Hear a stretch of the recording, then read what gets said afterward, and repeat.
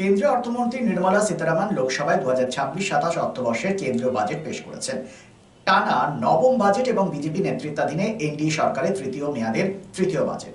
মূলত বাজেট প্রসঙ্গে আমরা কথা বলেছি বিশিষ্ট জনেদের সাথে। সেই মতো আজ আসানসোলের এসবিএন এর একান্ত সাক্ষাৎকারে উপস্থিত ছিলেন দক্ষিণবঙ্গের সবচেয়ে বৃহৎ বণিক সংগঠন federation of south Bengal chamber of commerce and ইন্ডাস্ট্রির সভাপতি শচীন্দ্রনাথ রায়। কি বললেন তিনি, শুনুন। শচীনবাবু, সংসদে 2026-27 অর্থ বছরের জন্য কেন্দ্রীয় বাজেট পেশ করেছেন অর্থমন্ত্রী নির্মলা সীতারামন, এবং তিনি 9 বার এই নিয়ে বাজেট পেশ করলেন, যা কার্যত রেকর্ড ভারতবর্ষের ইতিহাসে, সংসদীয় ইতিহাসে।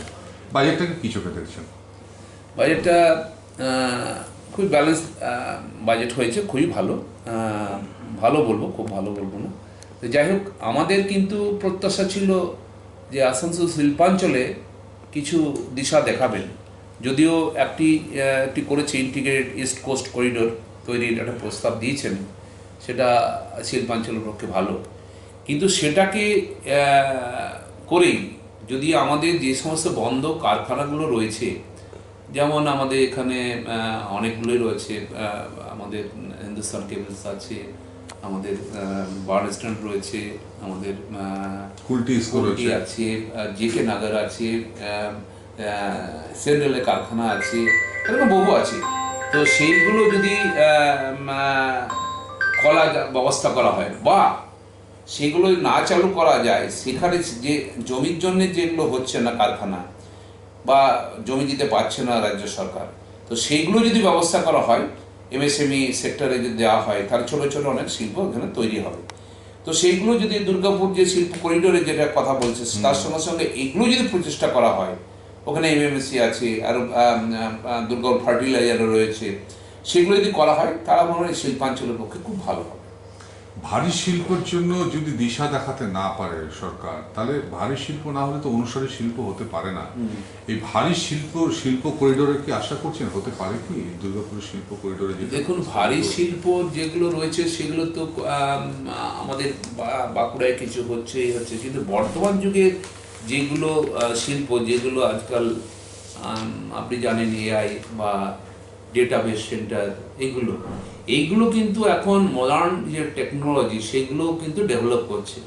যেমন এই কয়েক মাস আগে আমাদের এতে হলো, সাউথে একটা হলো ডেটাবেস সেন্টার, 1,30,000 কোটি টাকা ব্যয় হচ্ছে।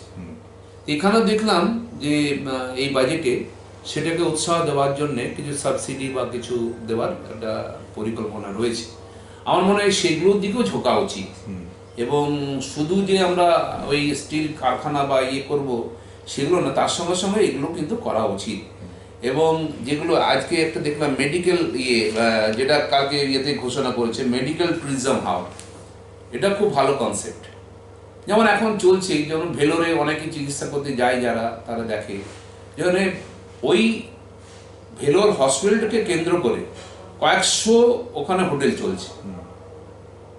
এটাকে নয়ার নিয়ে এসছে মেডিকেল ট্যুরিজম হাব, মানে ওইখানে চিকিৎসা হবে, ওইখানে থাকার ব্যবস্থা থাকবে, ওইখানে ট্যুরিজমের ব্যবস্থা থাকবে, ওখান থেকে সাইড সিন ব্যবস্থা এইসবগুলো করে। এটাও কিন্তু একটা ইন্ডাস্ট্রি।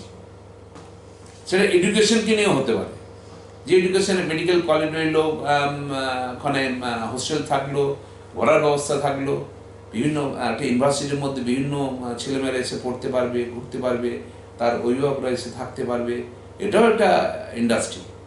তো এই যে নয়না থিঙ্কিং, এগুলো আমার মনে হয় কেন্দ্রীয় সরকারের সঙ্গে একটা গুড আন্ডারস্ট্যান্ডিং করে এগুলো যদি নিয়ে আসতে পারে বেঙ্গলে, তো বেঙ্গলের ভবিষ্যতের জন্য ভালো হবে।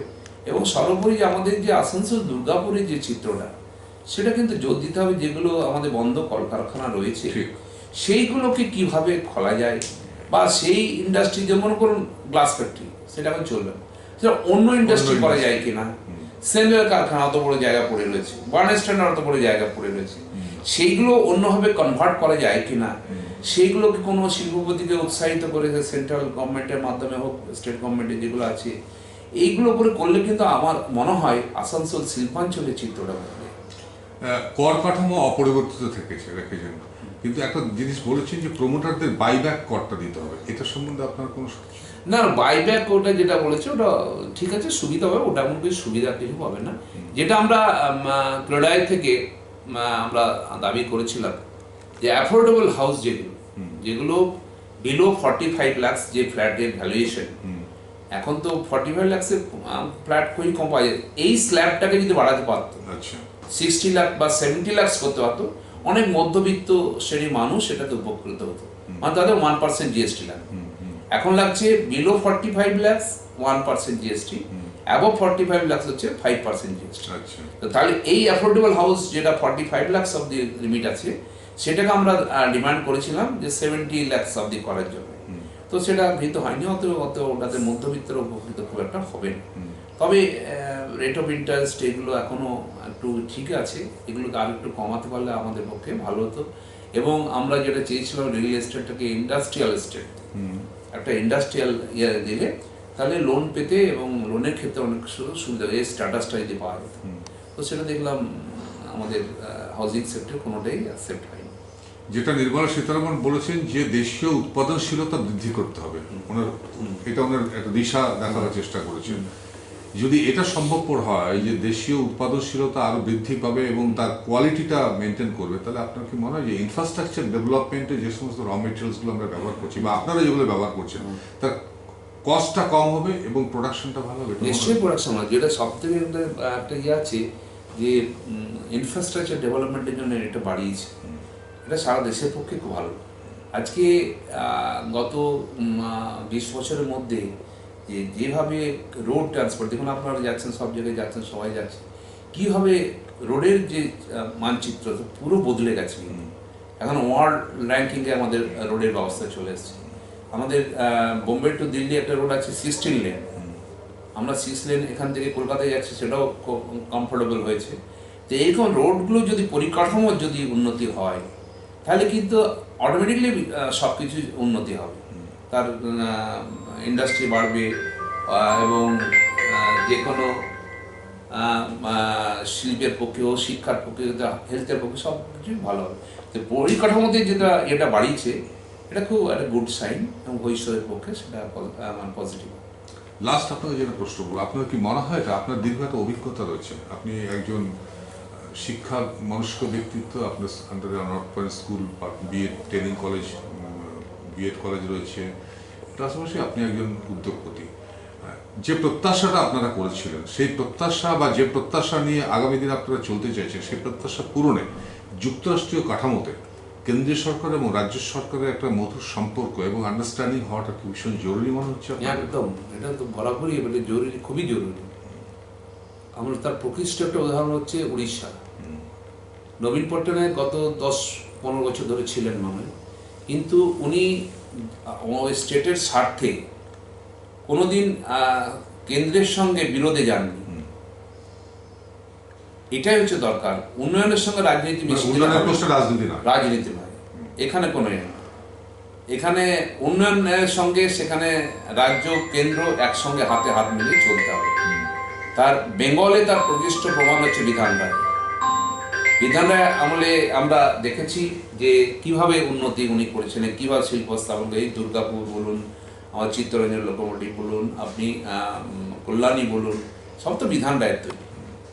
বিধান রায় যেটা করে গিয়েছিলেন, ওই কেন্দ্রের সঙ্গে সম্পর্ক ছিল খুব ভালো এবং বিধান রায় একটা দক্ষ প্রশাসক ছিলেন। তার ইমেজ, তার প্রশাসনিক দক্ষতা এবং কেন্দ্রের সঙ্গে খুব গুড রিলেশন, এটা কিন্তু উনি করে দেখিয়ে গেছেন। তাই বলবো উনিও torch bearer of the state.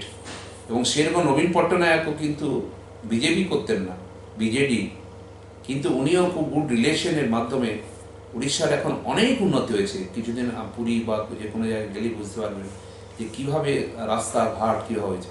আমি আশা করব যে এই উন্নয়নের ক্ষেত্রে এখানে রাজনীতি না করে হাতে হাত মিলিয়ে করলে আমাদের বেঙ্গলের অনেক উন্নতি হবে।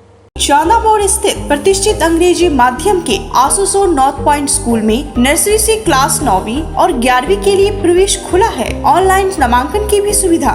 स्कूल में सारी आधुनिक सुविधाएं उपलब्ध हैं। Air condition computer lab, air condition auditorium, swimming pool, पूरे स्कूल कैंपस में सीसीटीवी निगरानी, स्कूल ट्रांसपोर्ट की भी सुविधा। संपर्क करें आसुसोर नॉर्थ पॉइंट स्कूल में।